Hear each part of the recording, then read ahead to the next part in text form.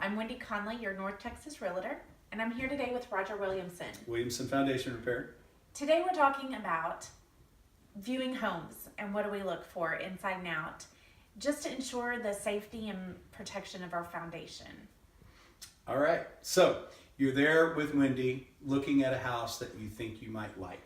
You want to kind of look at more than just how your furniture would look in the house, Yes. okay? And this is hard to do because I'm guilty of the same thing. I go in a house, I go, oh, this could be this person's room, that could be, but let's look for a little bit more. First of all, I highly recommend you go around the outside of the house, which very few people do when they're touring a house, when they're looking at a house initially. They tend to look more at the inside and just kind of what does the front look like. Go around the outside. Look at the window frames, door frames, garage door frames around the house to see if the brick looks like it's where it's supposed to be. If there's a gap between a window frame and the brick, that can be an indication of foundation movement. A lot of times those have been filled with caulk. So if you see that one side of the window, the caulk gap is that wide and the other side it's that wide, that doesn't really look right. So something's being hidden, which is usually foundation problem. Inside the house, you want to look at cracks, obviously, but you also want to check the doors to see if they work. Now, doors can be doctored to make them work. So one of the things I really highly recommend is when you're going through the house, look at the catch plate on the door where the striker strikes it and goes into the door frame.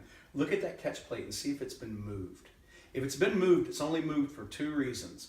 One is they remodeled the house, took all the doors out, painted them outside, and brought them all back in and put them in the wrong place. Even the same size door, exact same door, if you put it in the wrong spot, it won't necessarily latch every time.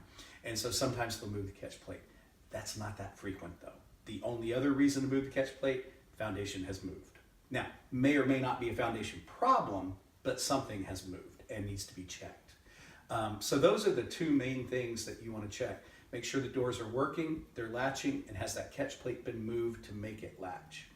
Other than that, just your standard cracks and separations and things like that. But again, every house is going to have them, so don't panic. But if it raises an eyebrow, give us a call and let us take a look at it, and we'll actually take elevation readings and determine whether or not it's got anything that needs to be a concern. And if it does, it's fixable. Don't worry about it. All right. So if you have questions, definitely reach out to me. My name is Wendi Conley, your North Texas Realtor, and you can reach me at 682-777-1408.